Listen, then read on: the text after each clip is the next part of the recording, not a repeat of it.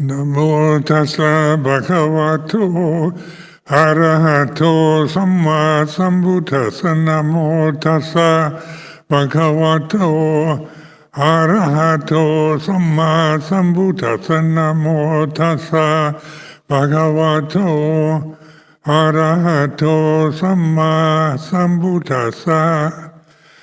Aparuta de sangamatassa tavara ye sodavanta pamunjantu satang.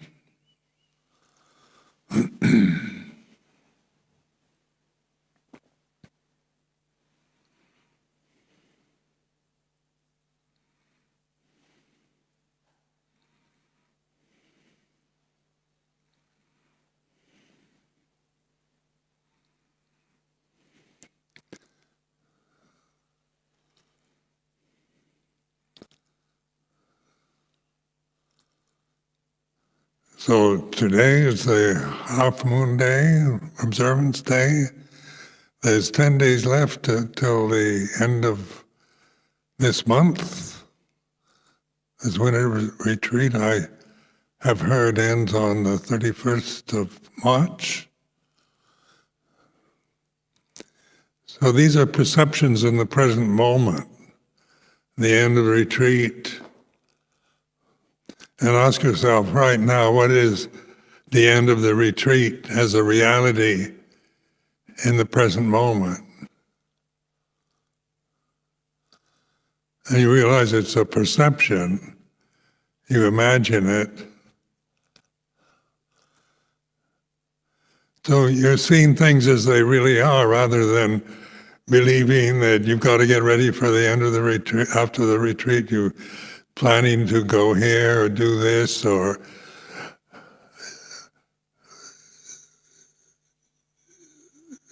you start thinking of your duties, responsibilities in the monastery and life, and COVID-19 vaccine shots, and all possibilities in the future. But all possibilities in the future are right now, at this very moment. Images in the mind, they're perceptions. So you keep reflecting like this rather than living your life for the future. You know, most people who don't reflect on the way things are, planning always for the future, remembering the past, the present moment is just something you acknowledge. You know, what time is it exactly right now at this moment? You look at a clock. So your whole conditioned sense of a separate self is time-bound. The sense of yourself as a separate person is an imagination. It's not a real person. So that's why I keep saying, reminding you, what you believe and think you are, that's what you're not. Because there's only the present moment, here and now. Reality is here and now. Dhamma is here and now. And you imagine waking to reality in the future, that's an image that you create now. So that's why I encourage you to observe this, really seeing things as they are, rather than what you're told to believe in or what your actual tendencies are to believe, your mind, your views and opinions, your conceptions.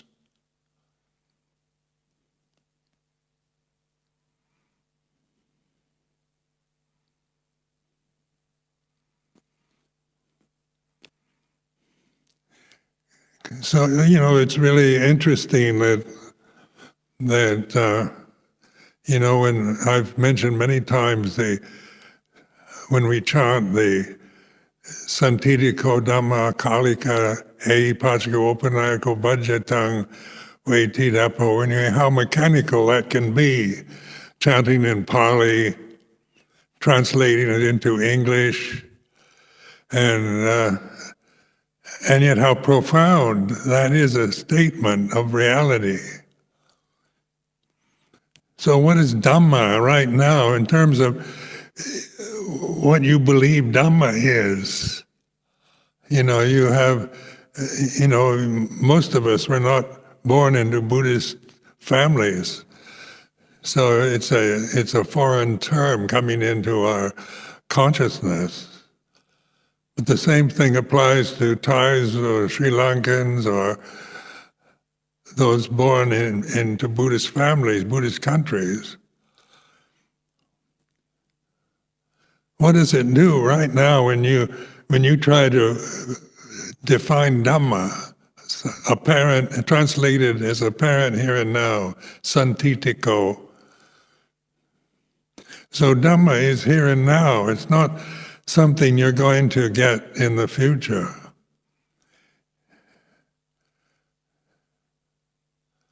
What is it here and now that is a fact, not a memory, not an opinion, not an object of consciousness? It's consciousness itself, and then that's a fact. You know you're conscious, but you believe that consciousness is inside your brain or inside your body.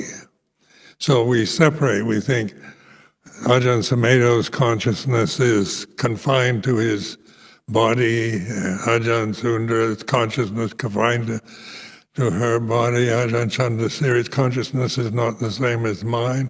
This is all imagination, isn't it? You imagine, you create. Lungpa Sumedho, Ajahn Sundra, Ajahn Chandasiri, with memories, with views, opinions, thoughts.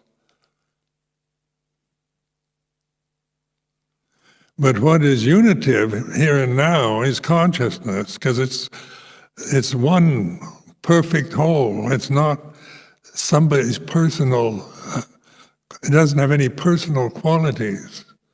It doesn't separate things, where what does separate things right now in terms of the sense of an ego or cultural conditioning is the memories, the thoughts,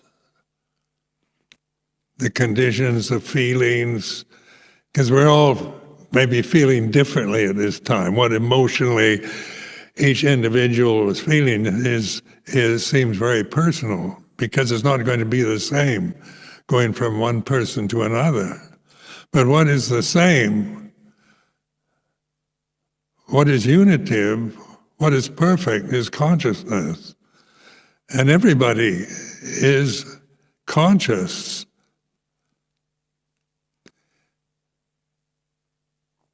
And it's not personal. So when you reflect in this way, you begin to change your assumptions, like the worldly assumptions, the materialist conditioning that we have very much so in modern life, in modern societies, is based on the importance of a separate self. How self-important one is here. Or maybe you don't feel important because you see yourself in very negative terms.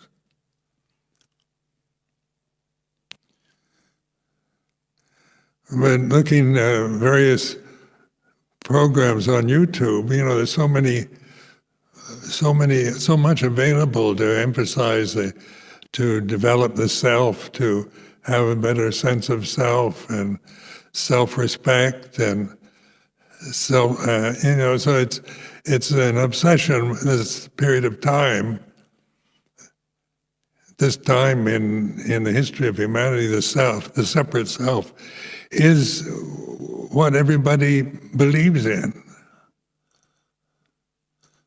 Self-importance. What I think, my rights, my views, my opinions. So like human rights and individual rights, and I mean, these are certainly ideals, not to be despised. But is that going to be liberating when when human rights becomes everybody's a complete self-satisfied individual separate self? Is that the answer to suffering? Or is that just magnifying suffering? Because the conditioned realm is not perfect.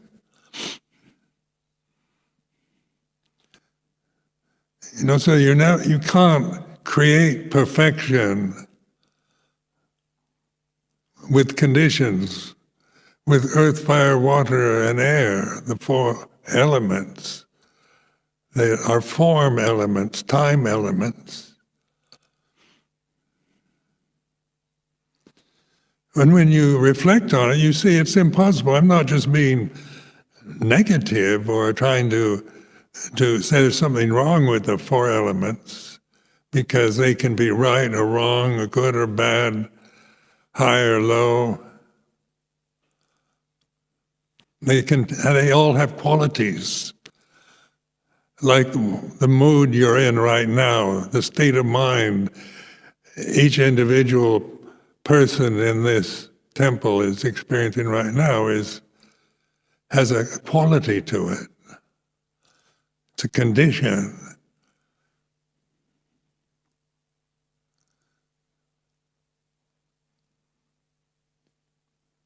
And you're aware of its condition. You know what you're feeling right now. It's like this. If I ask each one of you to describe it, then you're going to get caught up into trying to find the right English equivalents for your feeling. And that's more imagination. You're just trying to think and describe exactly the mood, the state of mind you're in at this moment. You find words like peaceful, or my mind wanders, or I'm confused, or I have doubts, or I'm happy, or I'm unhappy. These words are very limited to describe feeling, aren't they? Feeling isn't intellectual. It's not from the thoughts, from the words, from concepts. It's a condition, the mind, that changes. States of mind that arise and cease according to other conditions. So you might feel one way while you're sitting here, and you go out the door, and you feel another way, and somebody says hello, and you feel something else, and then somebody snubs you, and you feel upset, or somebody makes demands that you don't like to hear, you feel like this. Somebody praises you, you feel this way. Your mood, your feelings will change. You can't help how you feel. You can't decide you're just going to be happy forever, and that can actually happen.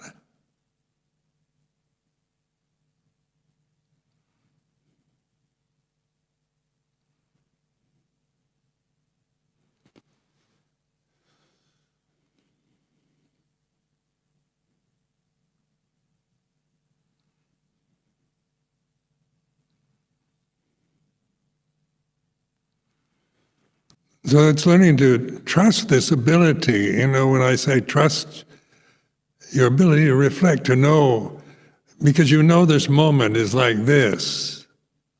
Nobody's going to argue that point with me.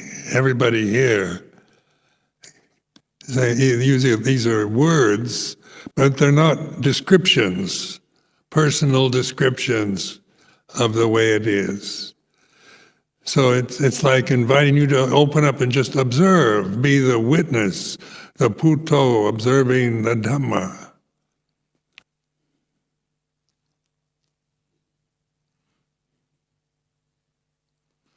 And whatever you're feeling at this moment is the way it is. Did you choose it deliberately? create a mood of this that you're experiencing now, or does it just happen because of the conditions? The conditions are like this, inside of the temple, listening to Dhamma reflections like this.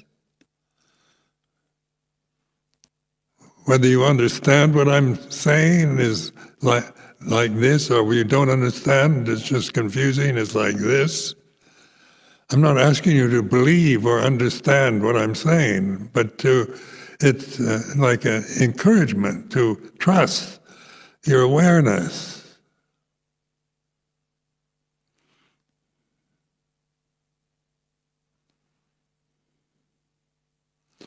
So that's encouraging you. It's not a demand. I can't demand it. It's up to you whether you trust awareness. But you've got to know what it is, because mindfulness teachings are very available, and all kinds of teachers talk about mindfulness, and we think of it in a certain way, like concentration. So like, I remember before I ordained, I was living at a temple in Bangkok, and one of the monks there, an English monk, was always telling me to be mindful. So he says, be mindful, mindfulness, always pushing this word mindfulness. So he took me to a residence hall in the monastery where it was on the second floor. And on the way up, he tripped on the steps. And I felt certain kind of glee. I couldn't help but think mindfulness, because we think that tripping on the steps is a lack of mindfulness. If you think you have got to be mindful on that level of just concentrating on what your body is doing,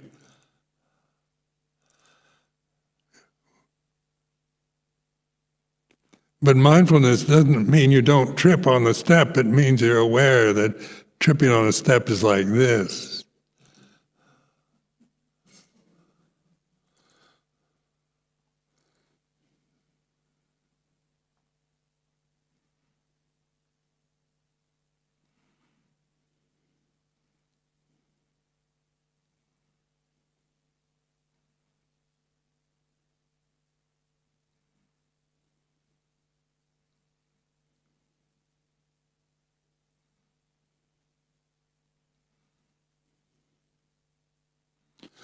So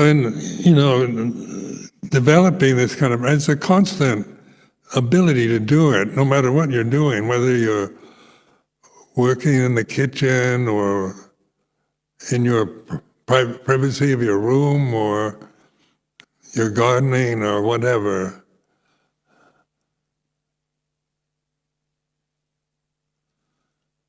The thing with, on a silent retreat, that's one of the advantages of the Amaravati Winter's Retreat, is that, we're not socializing. Because so much of escape from the present moment is to socialize, to talk. And that's habitual.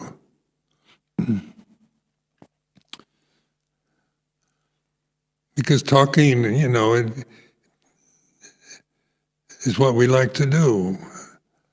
When we don't have anybody to talk to, things come up in consciousness, negative memories, loneliness.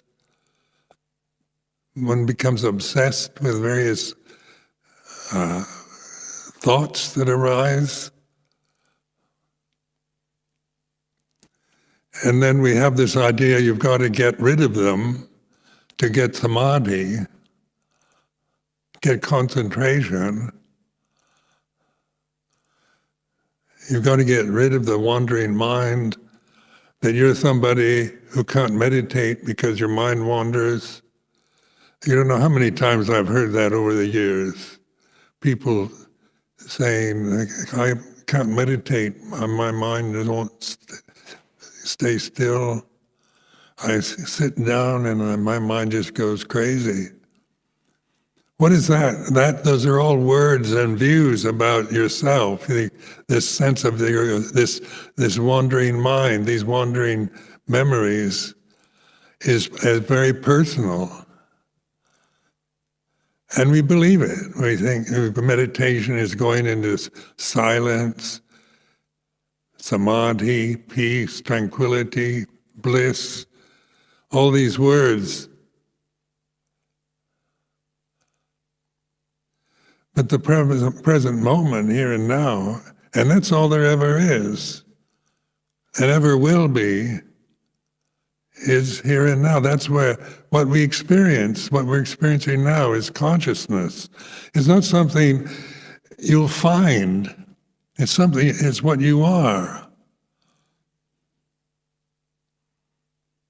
If you're trying to find yourself, find who you are, where do you belong, where do you fit in,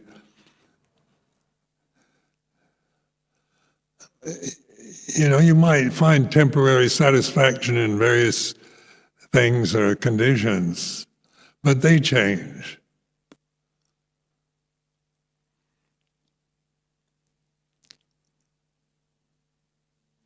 But you can know that you believe you've got to find yourself is a whole way of thinking. Because doubt, where do I fit in? Where do I belong? It creates doubt. It creates emptiness. Because when you doubt, when you start doubting, that means, with doubt, if you use it like in Zen traditions and so forth, they deliberately use doubt. The Diamond Sutra is all about doubting.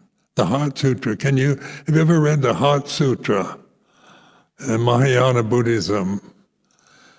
It absolutely makes no sense on the logical, intellectual, reasonable level. In the Dhamma Sutta, the first stanza of the Nibbana Sutta is just the same as the Heart Sutra in Mahayana.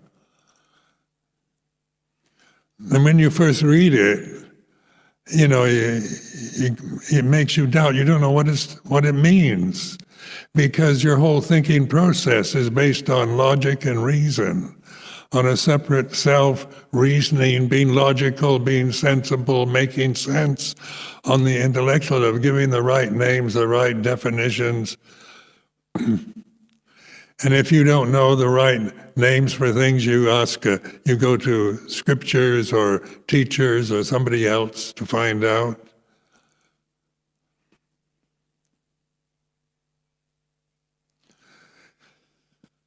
But what you really are, we're all the same. We're consciousness. These forms are in consciousness. These bodies sitting here in this temple, they're in a temple, and the temple is in consciousness. So consciousness is not confined to your brain or your heart or to the physical form of people's bodies. It doesn't have any form. It's formless. You can't find it as an object.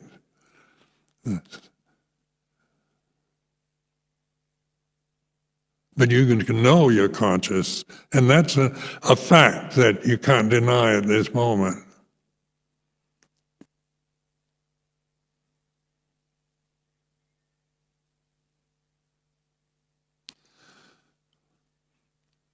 Now that awakening to that reality, to reality itself,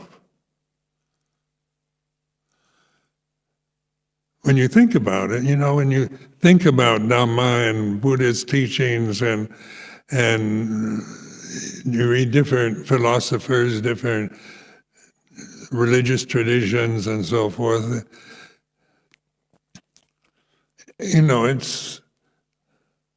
it's all words, whatever religion, whatever philosophy it might be. Words can't take you, can't convey the reality of here and now. Because they're sankharas, they're conditions. They're limited.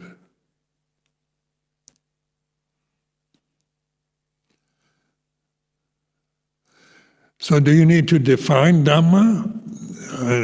Have it, what does Luangpa Sumedho say Dhamma is? And you go and believe that? Or you ask somebody else and they say something different, you're going to believe them or doubt them.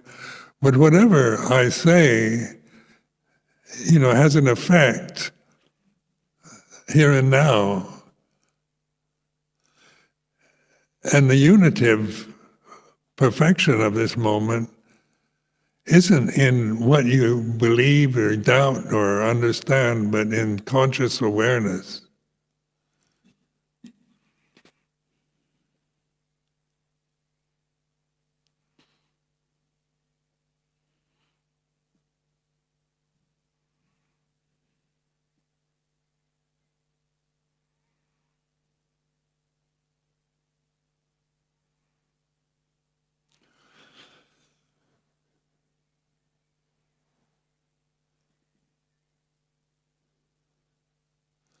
Now, I've talked many times about practice of deliberate, intentional thinking.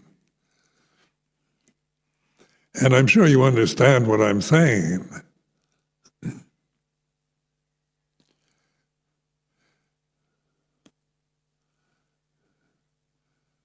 But it's still directions, words given to you by me, separate forms.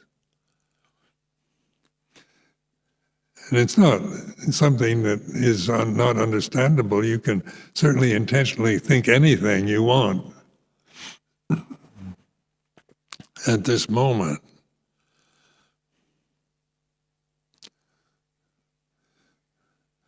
But to realize the space between the words,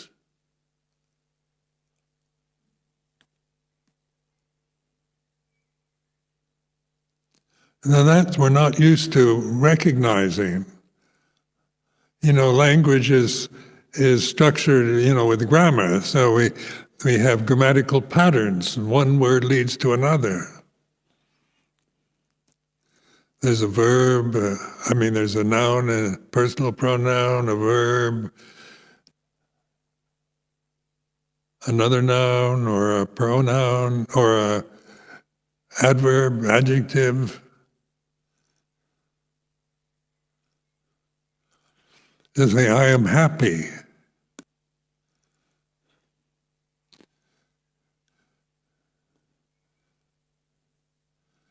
But then, before you even start thinking I, and intentional thinking, you're not really interested in the meaning of the words. You know the meaning already.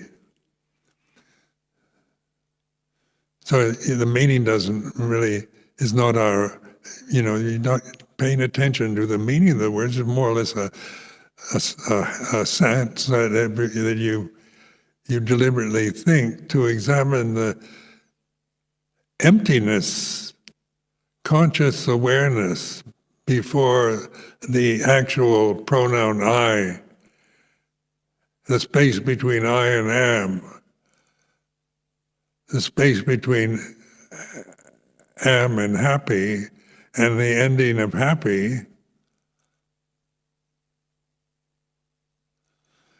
You begin, if you keep examining that space, that emptiness, so you're, it's not trying to believe in this, it's a very simple, practical method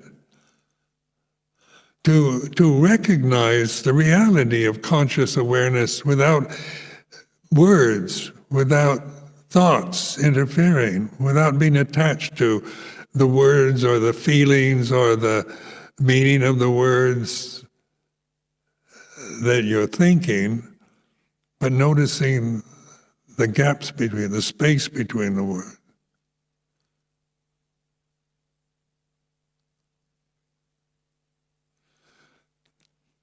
And so silence, when they talk about silence,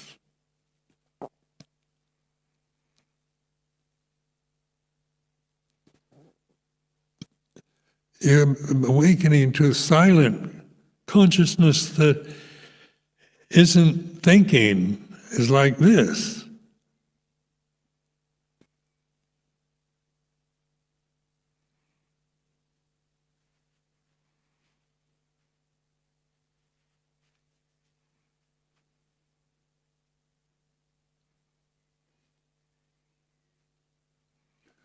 And you can think anything.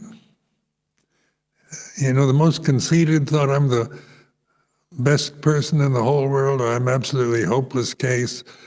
It can be self-disparaging or self-aggrandizing. Doesn't matter what the words are about the pronouns you use, whether it's about yourself or somebody else.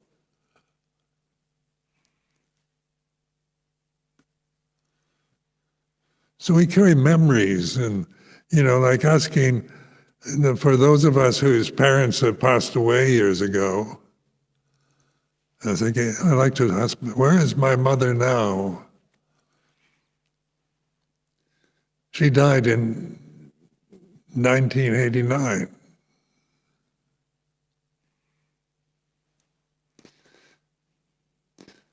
And that's words, isn't it? Thinking about my mother brings up a certain feeling. But the space between my and mother, where is my mother now, is what you interested in. So that can bring up emotions, strong feelings and memories. But I am happy or I'm not happy, it doesn't matter what kind of words you choose, as long as because you're not interested in the words or the feelings they arouse. So at first, my advice is to choose words that don't arouse emotions. Later on, as you have more confidence in the space, in the silence, underlying your thoughts, underlying your moods, underlying everything. These bodies are in consciousness.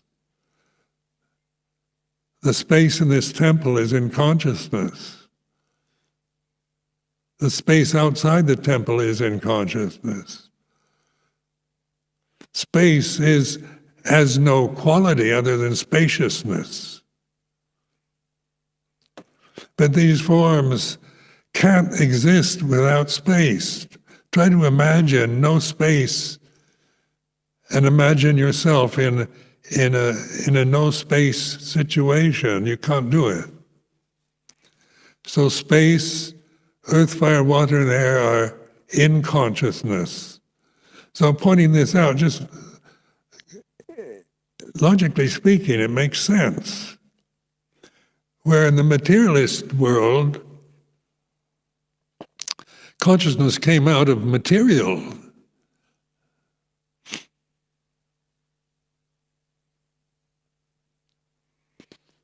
Or it was created by God.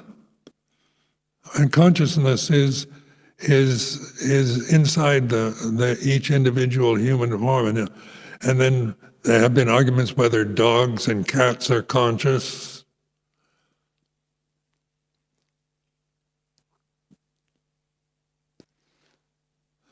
But dogs and cats are in space. Space is in consciousness. You can't get beyond consciousness. You can create things into this present moment, your thoughts, your feelings, your views and opinions. And that's what we do. That's what materialism is, what the world is all about. It's a creation that we create with thoughts, with memories, with conditioning.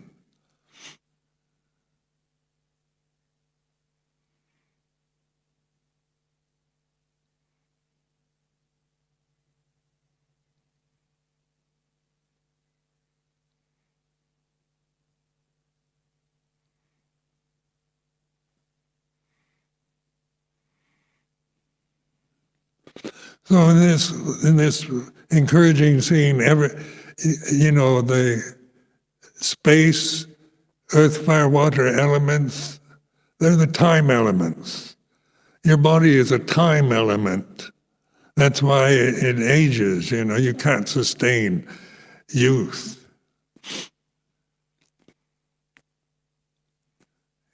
They're native, the bodies are meant to be born, grow up, get old, and die. And then we identify with that, with a condition that is imperfect. And then how can we not feel threatened by death or doubt or what we appear, whether we're attractive or not, or white or black or male or female? These are all conditions that are unsatisfying.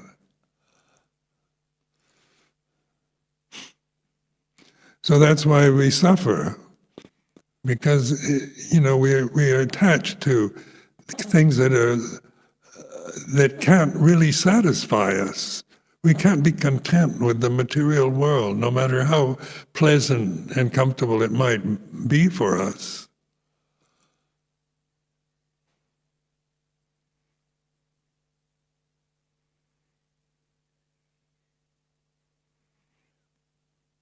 So it's kind of a relief to see your pursuits to find happiness and comfort and success, respect, and all the best you can think of, and through the forms of earth, fire, water, air, and space, with all good intentions, will end up failing you, because that's, you're grasping imperfection when your true nature is already perfect.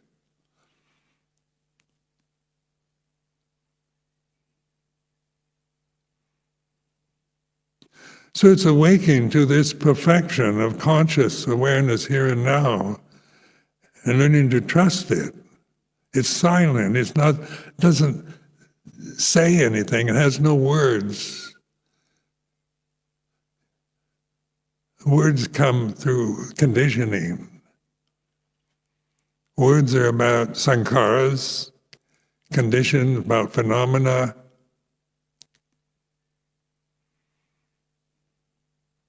So condition,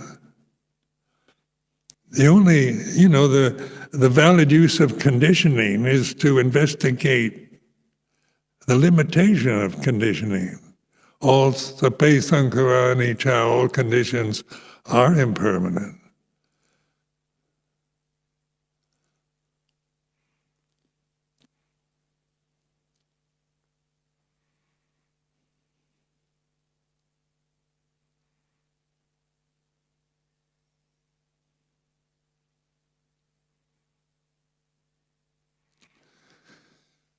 So these two sentences that I've repeated over the years, sape sankhara anicca, all conditions are impermanent. That's a profound statement. When not just to believe it because Buddha said so, but the Buddha didn't intend us to just believe. He gave this practice of investigating, finding out, are there any permanent conditions? We say, no, there are no permanent conditions because the Buddha said they're all impermanent.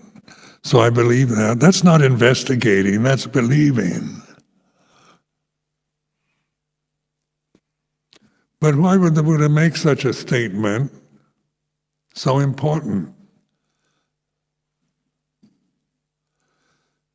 So in the Anatta Lakkhana Sutta that we chant sometimes, it's all about impermanence. Everything is impermanent. But we chant it, and we believe it, or we use that scripture in order to remind ourselves that even the most subtle condition is impermanent.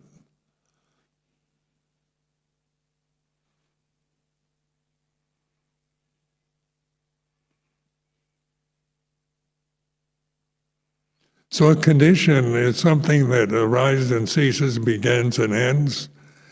In Pali, Buddhism, of course, it's called sankharas. You can use the word phenomena, phenomenon, condition, the born, the created, the formed, the conditioned.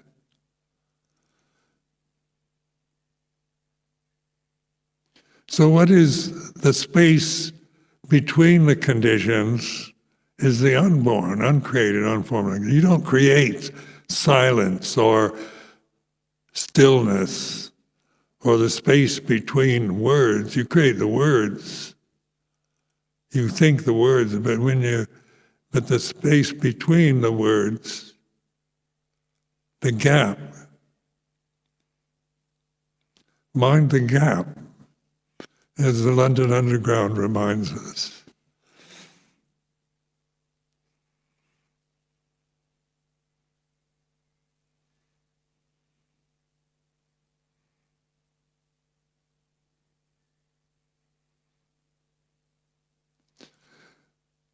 Now this is just sharing how I've learned, how I become so confident in this practice, because I really investigated it.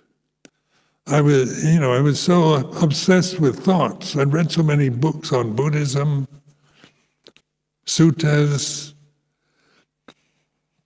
corresponded with the Pali Society and Kandy,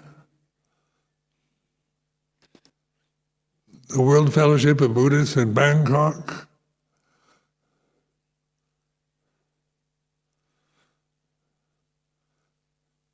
And when I finished my contract with the Peace Corps in Malaysia, I went to Thailand to practice, to find a teacher. Because even though I was inspired by the teachings, I still suffered all the time. Not because of any real external problems in the situation I was in, but because of the way I thought. Full of doubt, fear, a lot of fear.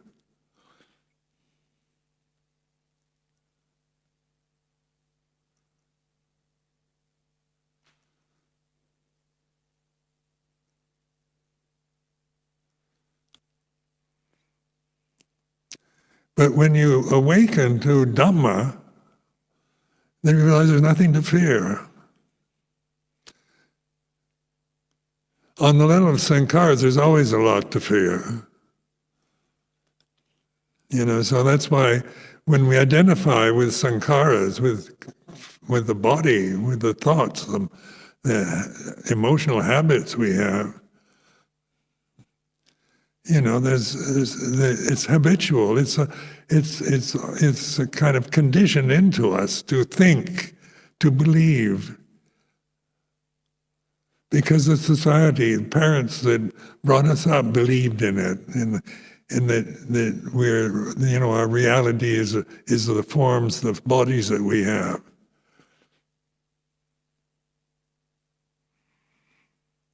The society believes that. So science believes that to this day.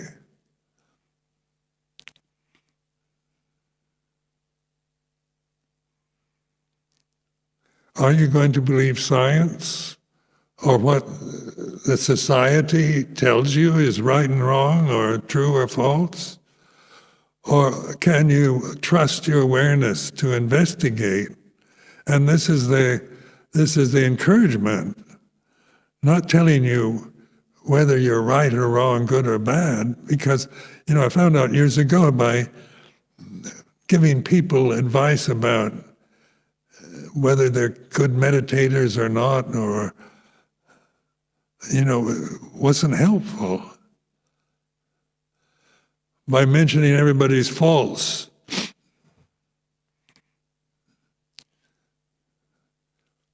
by telling you what's wrong with you, was a matter of opinion. It didn't seem to help, because the problem is lack of trust in awareness and consciousness.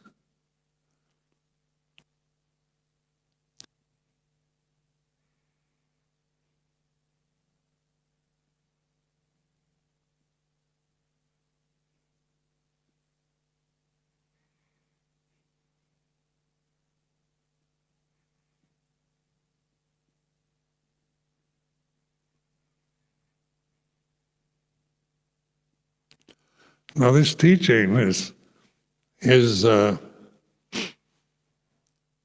pretty old, 2,564 years old. But it's natural teaching. It's not like a discovery by somebody called the Buddha 2,564 years ago. This is memory, thoughts, views, opinions.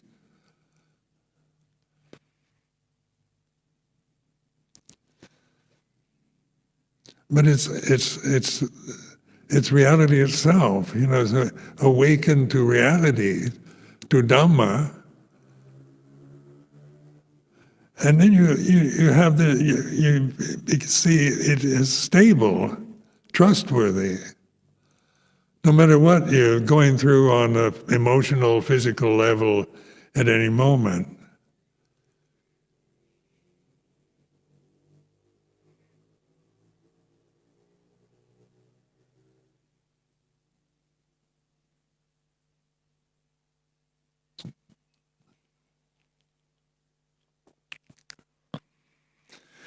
Now, when you at first listening to silence, you're not accustomed to it, emotionally, personally, culturally, you're not conditioned for that.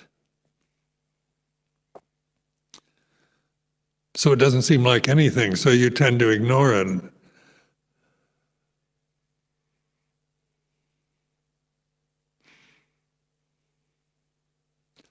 I remember years ago giving a retreat here at Amaravati, and a woman I knew was fascinated by sound of silence, so she kept looking for a sound.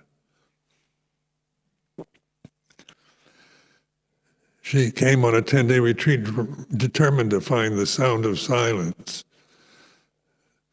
So I'd watch her on this retreat, and she was desperately trying to find something. Desperately trying to listen to some kind of imagined sound of silence.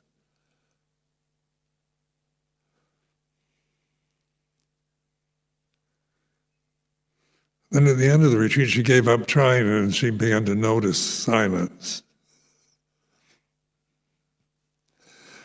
So trying to just notice the tendencies we have to try to get something. We've got to get samadhi. We've got to get concentration. In Thailand, for example, they emphasize so much concentration.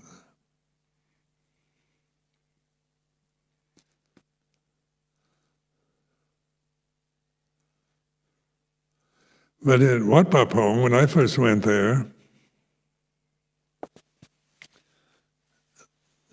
Luang Por Chah was aware that, as the first Western disciple in a very remote monastery in northeast Thailand. And he didn't know any Westerners or foreigners before I came. But he was aware that just trying to get samadhi in the situation I was in was futile, because I just tried to suppress everything. And I find all attempts at trying to get samadhi, I become a control freak. I get upset with people for making a noise, with birds chirping, with dogs barking. Remember at Nana Chat, when we first established Wat Pa Nana Chat in Thailand, the radios were becoming popular in the village of Bung Hwai, Ban Bung Hwai, run by batteries.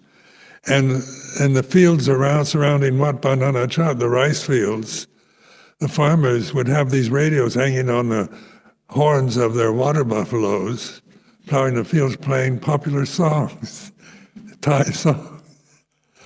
And it made me angry.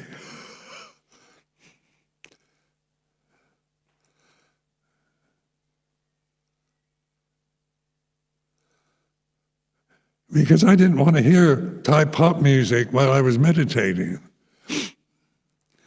And just by reflecting on that, I don't want this. I don't like this. The farmers should respect my meditation practice. Is all about me getting something I don't have, me trying to control life around me so I can get some peace. About me and my practice. My practice is so important. I want everybody to shut up so I can practice. I want the world to stop annoying me so I can get my samadhi.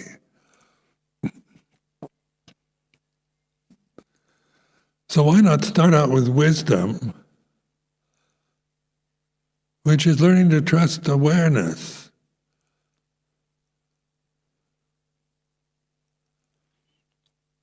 So, the Four Noble Truths, to me, that's the heart of it all, because it's not about belief. Buddha is not asking us to believe that suffering is a noble truth, but to reflect on suffering, to awaken to suffering. Why do we suffer? What are the causes? What is the end of suffering? This is investigating, finding out for yourself, not just believing in the Four Noble Truths, but using them for directions, because we get lost in our own doubts, self-doubts, fears. But you're aware, you know when you're caught up in fear or anxiety or worry or self-criticism. When you're angry, when you're greedy. There's always this knowing of things. It's like this. Then you think a good monk, a good nun shouldn't be greedy. The ideal of a samana, of an alms mendicant is, that's a direction, not a position you can take personally. So it's not to develop a sense of you as a person, to increase that sense of me and mine.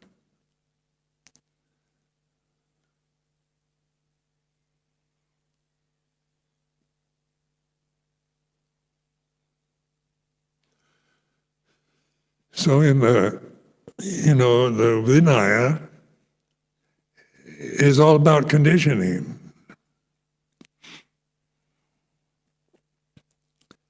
All the rules are sankharas, about action and speech. So that is a conforming to in form, joining the Sangha as a samana, as a monastic. It's conforming to this traditional form.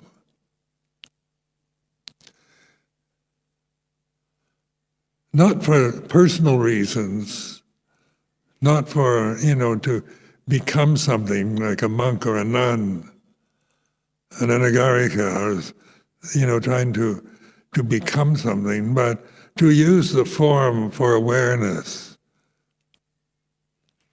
Because the form allows us to live in a certain way that is, has merit.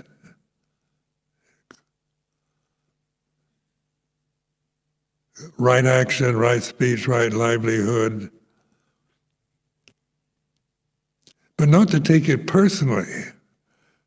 To see whether, I'm, my speech is perfect or my actions are absolutely flawless, to try to, overstate the identity with the rules, but to use the rules to observe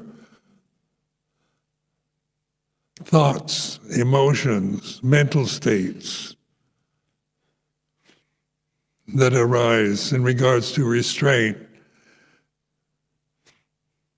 physical restraint, emotional, not speaking on emotional feelings. So anger arises, you're aware there's anger, but you refrain from speaking.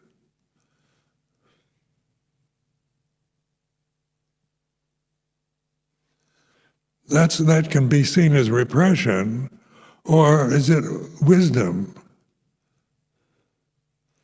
Just to blurt out everything that goes through your mind.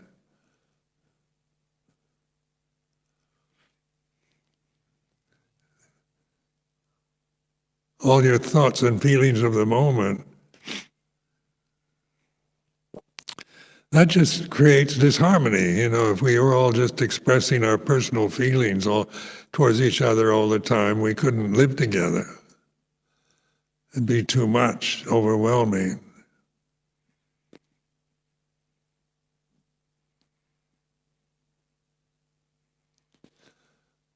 But the form itself isn't meant to be attached to as an identity, but a skillful means.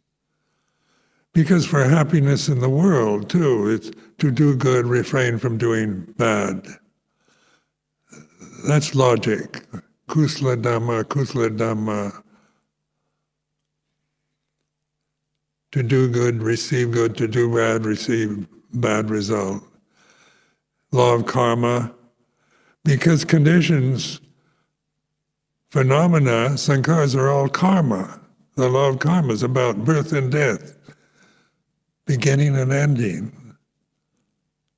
What is born dies. That's all karmic. When we use this word karma.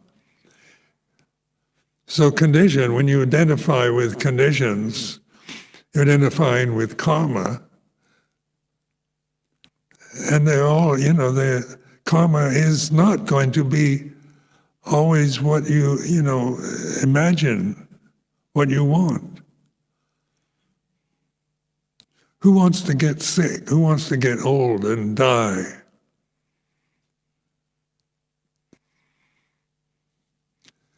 So if we identify with the body, with the karmic form, such as your physical form, that's suffering.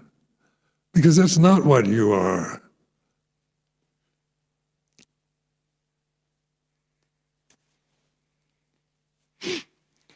So find out what you really are, and it's impersonal, anatta, non-self. And on the intellectual level, that you can't imagine non-self, like you're nobody. If you're not the body, you're not the person, the personality, you're not your thoughts, you're not your memories, you're not your social position. It's like being nobody. But then as you tune into being nobody, silence, the space, the gaps between words, thoughts, emotionally you can feel disappointed because it doesn't seem like anything, like you want to become enlightened, and that sounds like something really wonderful, to become enlightened and you're absolutely free and perfect as an individual, happy forever, blessing the world with loving kindness, is all very, created thoughts, are good thoughts. But if that's what you're expecting, you're going to be disappointed. So recognize that here and now is not something to expect, but to awaken to realize something. You don't have to find it, because you are consciously aware at this moment. Every one of you is.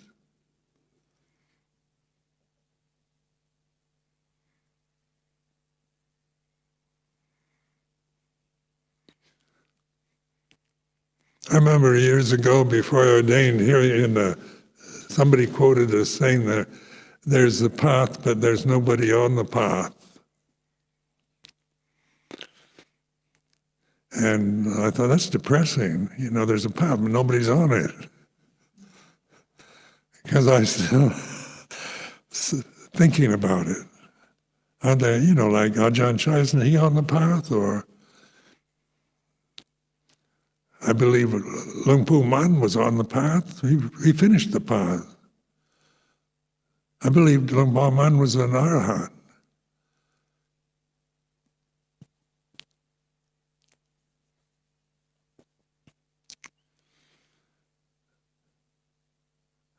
But when you realize you're not a body, no body, the body is non-self, you're not a person, Sakya Ditti Silabhata Paramasa, the first two fetters, personality view, cultural, social conditioning, Vicikicca, the third one, which means doubt, which is always a result of thinking, holding on to thoughts, to opinions and views.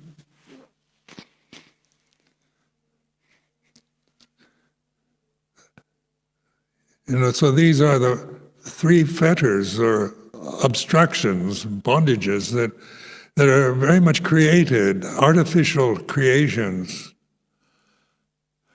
that we're conditioned with when we're born.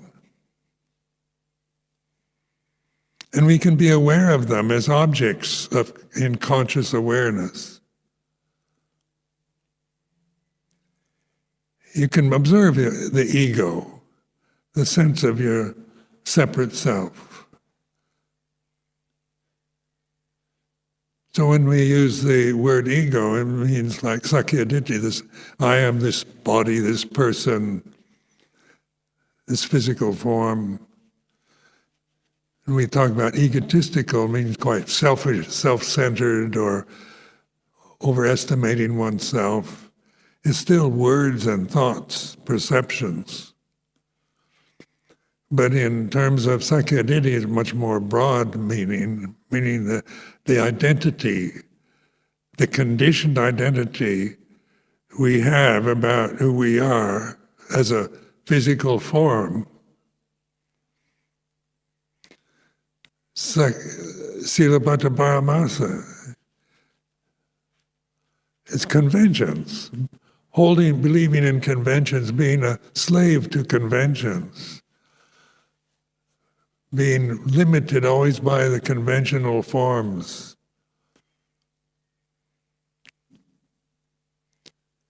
Believing that conventions are right and wrong, and getting caught up in the cultural conditioning,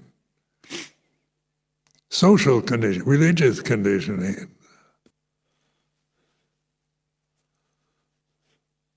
And then Vicikicca, doubt from grasping thoughts, opinions and views. Always take you to never being quite sure, doubting.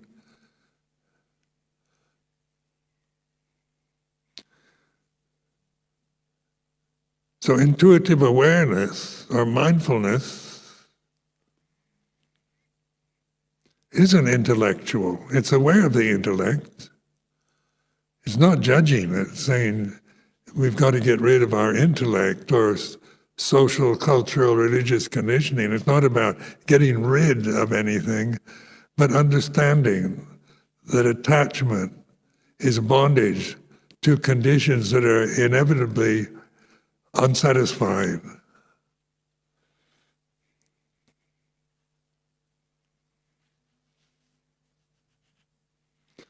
So in this retreat, we've got 10 more days of perfect silence, perfect conditions for samadhi, getting to nibbana, or however you might think, or, you've got to make the most of it. Just observe what you think, how you react to the views about the end of winter's retreat, what you've got to do, what you want to do. It's like this. I'm not saying you should stop thinking about it, but trust yourself to be aware it is thoughts arising and ceasing in the present. And liberation is here and now, not in the future. So I offer this as a reflection.